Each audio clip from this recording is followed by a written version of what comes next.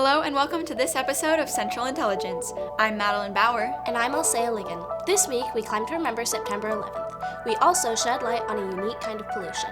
Stay tuned for these stories and more, because this is CI.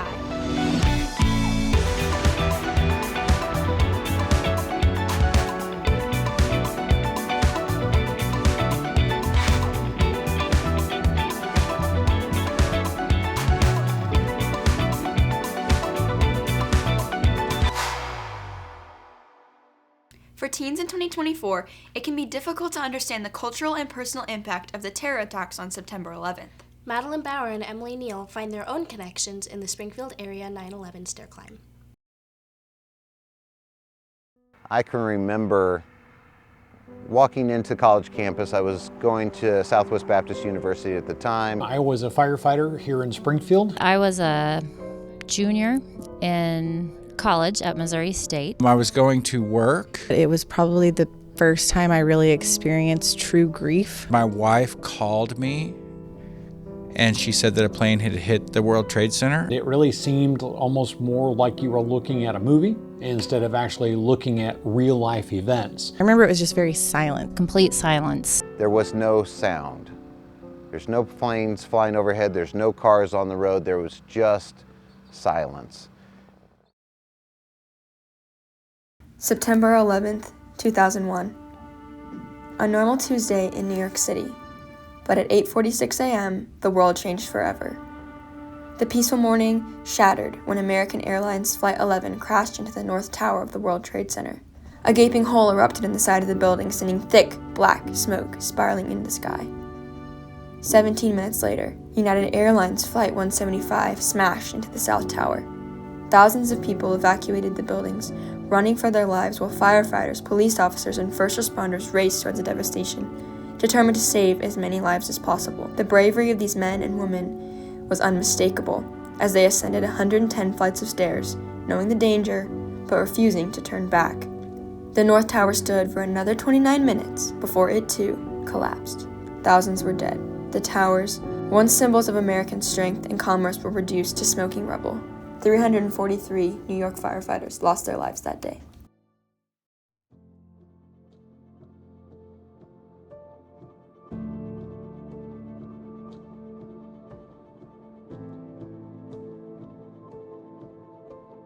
My name is Madeline Bauer. I'm 18 years old, and on September 11, 2001, my parents hadn't even met yet. I grew up knowing about 9/11 as my uncle and my cousin are both in the fire service, but I never knew or thought about what 9/11 meant to me. I can remember being in early elementary school, and every year when 9/11 would come around, we would write an essay or watch a video or write a letter to firefighters. We would do something to commemorate the events of that day, but when I hit high school, I don't remember ever talking about it, and this past year, it wasn't mentioned at all. Over time, people do have a tendency to forget. It is a natural thing for us to do. I don't feel like people deliberately try to forget or erase as time goes along the impacts and the emotional ties that we have to a given event will certainly lessen.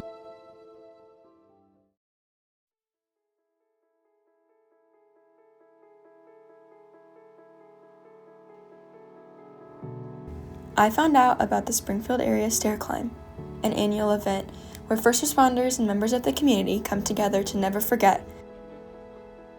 I have the great honor to help with a group of coordinators with the stair climb. When we started doing climbs here in Missouri, I thought it was important to actually be a part of that myself. So I started climbing, and now I have the great fortune to be able to help from my position more at an executive level. Having events like this where you can see the community rallying around our first responders, our community being part and united with those that serve every day still has a very huge impact. I think that for the first time in a really long time, since probably World War II, people here in the United States realized that people could actually attack us. It drew people together, where we became more of a community again, where we were able to separate a lot of differences and really were a united state once again. People should participate in the stair climb because it's a chance for what I call the greater family to get together. So at the firehouse, all the problems are solved around the kitchen table at the firehouse. So this gives us a chance to get the big family together. Our Springfield firefighters, our neighboring districts, brothers and sisters from police and EMS, blended with all of the citizens that we have the pleasure of protecting. I was in 110 flights to connect to an event that happened half a decade before I existed.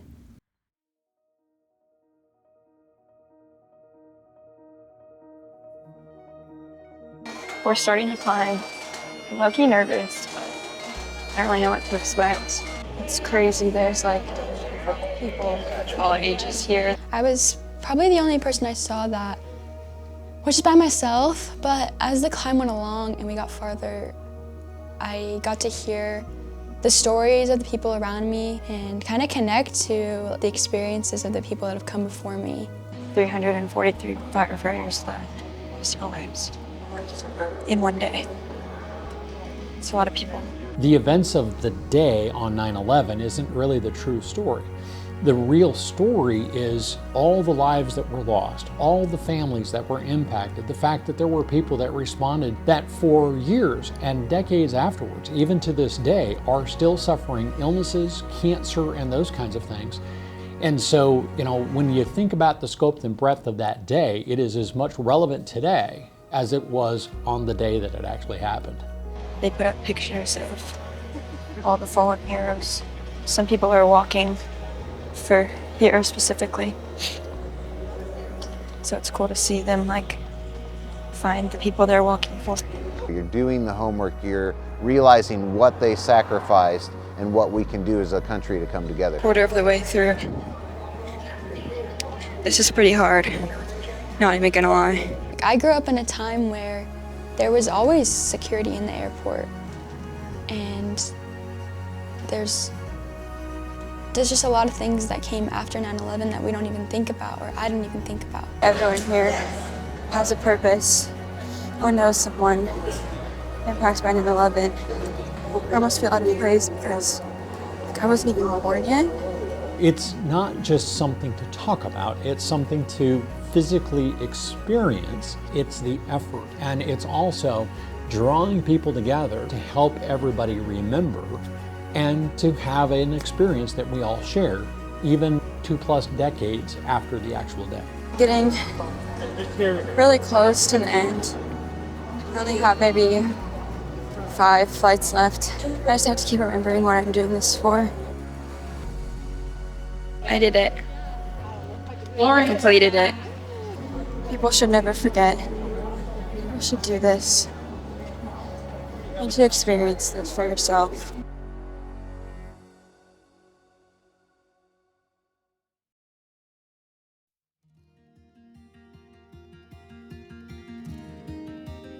It's really easy for someone who lived through it, but that's obviously something they're never going to forget. But the fact that we're having a younger generation come in, be a part, learn the how, the why, and what we're doing this for, so that they can live on that promise is incredible. I learned how important it is that we remember 9/11. It impacted so many people, and by not talking about it, we're not honoring the people that sacrificed their lives. Globally, I think we're seeing acts of terror all over the world right now, and so that's something that we're still struggling with.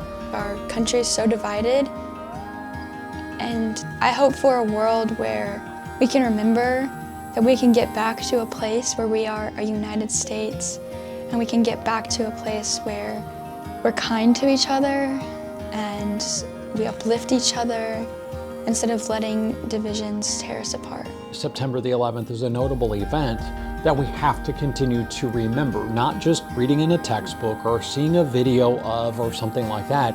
Never forgetting is 1, memorializing those that sacrificed everything, but 2, remembering what we can do when we come together united as a nation.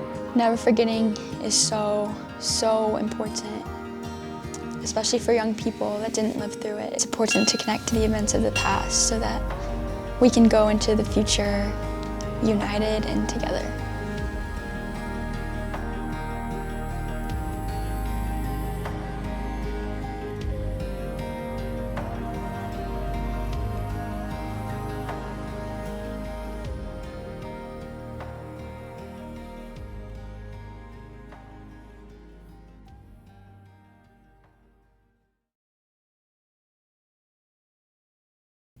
What started as a challenge for Ethan and Brian quickly became a life-changing journey across the country. Brooke Blecka and Fiona Liu learn a little about life by simply playing catch. Everyone has a story, and everyone is looking for an opportunity to share their story. And playing catch offers a great space to share stories.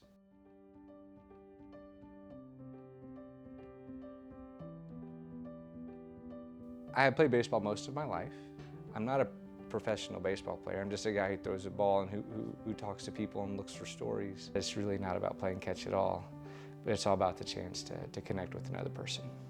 For Christmas 2017, I had my youngest daughter, Sophie. She's an artist. She gave me a ball, and it just said, "Dad, want to play catch?" And so a couple days later, it's New Year's Day 2018, and I was trying to write, and nothing was happening. And so I saw the ball on my desk, and I just yelled out to her, "Hey, Sophie, you want to play catch?" And so we played catch, and I took a selfie, and I posted it on a blog that no one read. And that afternoon, my oldest daughter, Kaylee, said she wanted to play catch.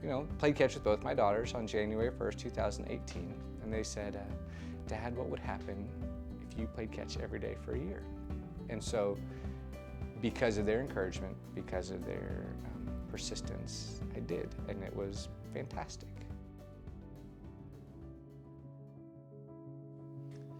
When I was 6 years old, I lost all of my hair. And so I know what it means to be different. I know what it means to be bullied. I know what it means to be pushed to the side for being different. And so because of that, there's always been a fearful part of my personality. I get nervous at the drop of a hat. And playing catch has reminded me that to play with somebody gets rid of that. This is what it means to be human. This is how we go through life together. We find things to celebrate, to share, and remind us that, we can learn from the past, but we're not living there. We can anticipate the future, and we can prepare for it, but we are living now. I never expected this to go anywhere or do anything, It was something my daughters challenged me to do. Halfway through it, on the way home from Field of Dreams, I met a friend, and he said, "Are you gonna write about it?" And it literally had not crossed my mind. And I promised him, if I complete the year, I'll try and write a book. And then it found an agent, and then it found a publisher. And then people started contacting me and saying, "Can I do what you did?" And I'm like, "Yes, and here's the rules. You stay in touch with me so I can cheer you on like my daughters cheered me on."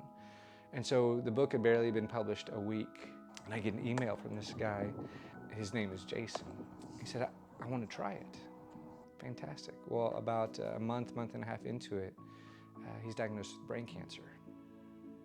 And he plays catch with his doctor the day of, plays catch with nurse day after. He continued for like 500 days. I actually contacted Ethan, the author, and said, "Hey, what do you think about this? I love what you did. I'm going to do it my own way." And for us, October is we had some bad news in October a couple times, and for me, I just kind of wanted to take that month and instead of having kind of a negative memory of it, trying to create something positive out of it. So we started October 1st and kind of found as many people I could play catch with and kind of went from there. And he recently passed away. His wife reached out to me and said, he was dealing with cancer for many years, but playing catch gave him a joy that was so good for him. To be human is to play. We don't stop playing because we grow old. We grow old because we stop playing.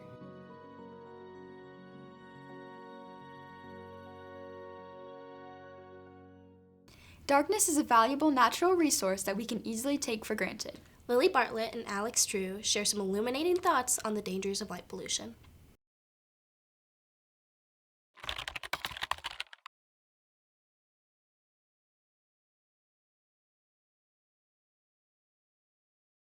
The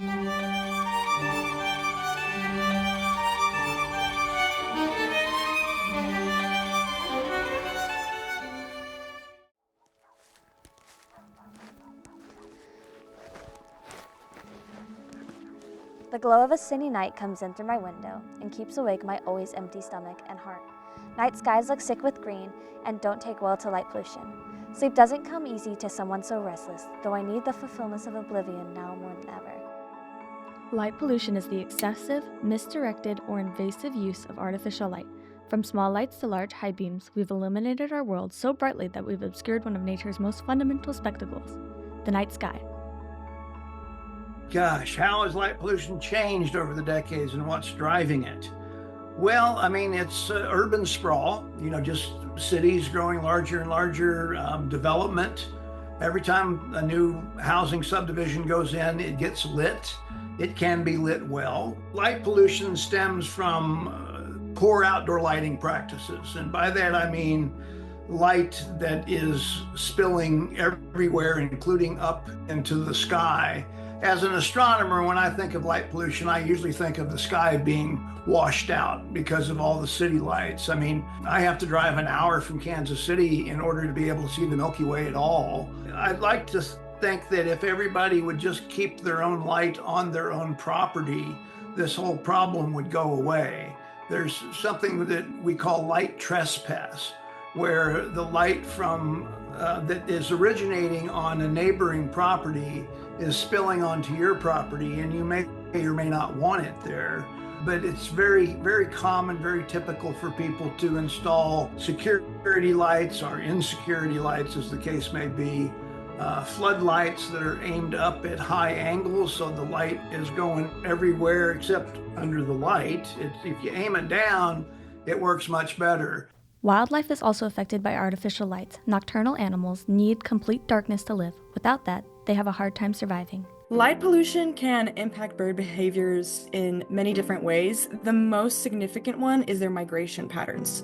So many birds either leave this area and then come back for the winter or vice versa. It depends on the species and which birds are local and native to the area versus where they have to breed. And if light pollution gets really bad in a certain area, we will see less and less birds returning every year, which is really detrimental to the research being done because we can't get accurate numbers of how the species is doing as a whole, because A, the birds have gone elsewhere, and B, we don't know if the bird ended up passing away or dying. And so that has really impacted the research on campus and in other areas as well. There are stations set up around the world that also monitor birds and their return rates, so this really does apply to everywhere in the world. You just see it more in highly urban areas where the bird species is really suffering. According to the records that we have, the most highly impacted birds are geese and pelicans, surprisingly, and a lot of shorebirds. Shorebirds have a lot of movement in their migration patterns, and you'll unfortunately see a lot of loss when it comes to those bigger birds that you think they fly higher.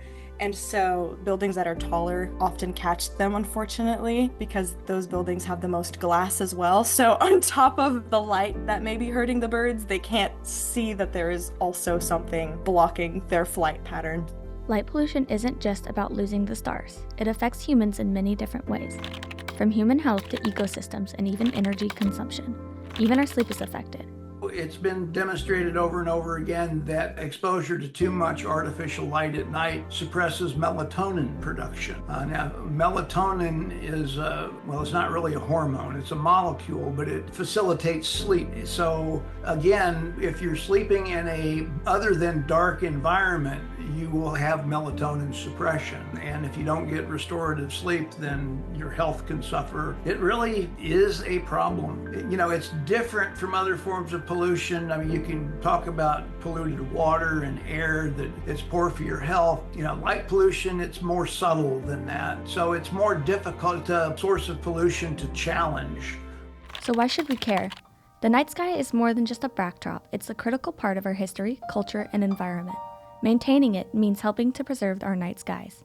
It's not too late to make changes. It's just one of those things that education, awareness, if people can see it with their own eyes, then they will help support if it is presented to them, if they have options about the type of lighting they would want to have in their neighborhood or even in their homes, or lighting up the exterior of their homes. If they are shown what good lighting looks like, they would choose that over the bright, glary stuff. I mean, I've just seen it time and time again where people are just like, well, just try it. We'll put in this one fixture and just see what you think and see how it looks on the side of the community center. CLC, which is Conservation Leadership Corps, is directly involved with putting those bills into action, where students and young adults are able to write out the bill and say, here's what change we want to happen, and here's what the Department of Conservation can do about it. You look around and it's like, wow, that's a new building right there. It's emitting a lot of light and maybe I don't need to always leave my light on when it's dark. Maybe I can go to bed earlier and get up earlier so that I just use less light in general. And it also is really eye-opening as to how much energy we use as people in the world. And it's good to be aware so that you can continue making improvements in your own life and in the lives of others, whether that's people or birds. So I would say on campus especially, as soon as I leave campus, I just see a lot more diversity, a lot more biodiversity. And it's sometimes a little sad to think that there are things that we can do to both make the world habitable for people and also survivable for animals while we're here. Dark skies are a precious resource like water or trees, and protecting them ensures that we maintain a balance in our world. By preserving our dark skies, we can protect more than just the night. We can help our health and our future. The stars are waiting for us. All we have to do is look up.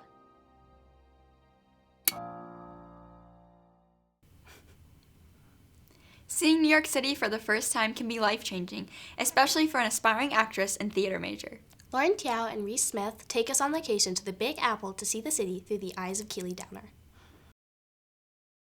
We're in Times Square. It's so exciting. It's so pretty.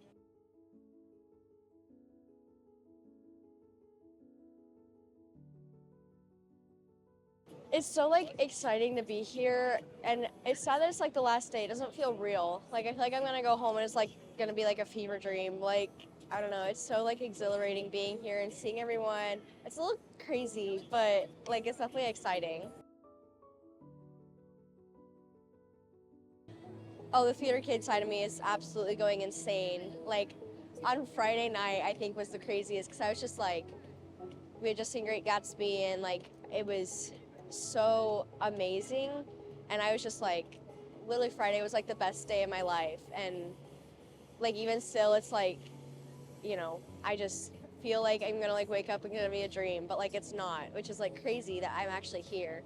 That was so exciting because I was shaking and I was scared because I was I'd seen a bunch of people shoving each other trying to get photos and signatures and stuff, but everyone there was actually really friendly and you know, whenever I wanted to take pictures, they would move out of the way so it would just be me and the actor, and it was so fun, and all the actors were so friendly, and it was one of the best experiences of my life, and that was just so exciting. And now I have a super cool memorabilia from my first Broadway show. The skyline showed me a part of New York that I didn't expect to see at all, just because it was so scenic. All the buildings were so pretty to look at, but not in the way of you think of New York, you think of skyscrapers, and you could see the skyscrapers, but also the buildings, it almost looked like a French city or something. But definitely Broadway Street was what I expected it to be, because I just seen so many pictures of that. It's really sad that we're leaving tomorrow. I feel the trip was not long enough. I definitely want to come back and do another trip again. Watching the Broadway show was definitely bucket list. That was something that I've been wanting to do since I started doing theater. So just getting to do that made my whole trip. We could have done nothing after that and I would feel complete. So we did everything I wanted to do and then some. I think seeing the Broadway show really just solidified for me that that's what I want to do in the future. And it makes me more inspired and passionate about the show that I'm currently in and what I do. And I think that just being able to see these amazing actors that they have made it, they're on Broadway, that's the dream. and being able to see how much they truly love their craft. Like, I think stage dooring was a great opportunity because you got to see these actors fresh out of a show completely like overjoyed, and it was just like so relieving to see people who truly love what they were doing. And so I think it made me more passionate about like the craft of theater and like what all my effort has been going to. I've dreamt about like seeing this city for a long time because as a theater person, it is very relevant in the world of theater and is a place that is kind of like a dream destination for a lot of people as far as like going to Broadway and seeing a show. It was really cool to see like the environment that a lot of people choose to go after high school. Like, because at first when we got there and it was a huge city and I was like, I don't understand why anybody would ever want to go here the second they like get out of high school and they want to pursue theater. And I understand that it's like a thing that gets you to where you need to be if you do theater. There is that aspect of like, these are just people. And they're very talented and amazing people, but at the end of the day, they're just humans like anybody else. Thank you for watching this episode of Central Intelligence. Be sure to check out our other documentaries on YouTube. You can also follow us on Instagram for our social show, 3 Minute Thursday, and other exclusive content at CHS_CI. We'll see you again soon.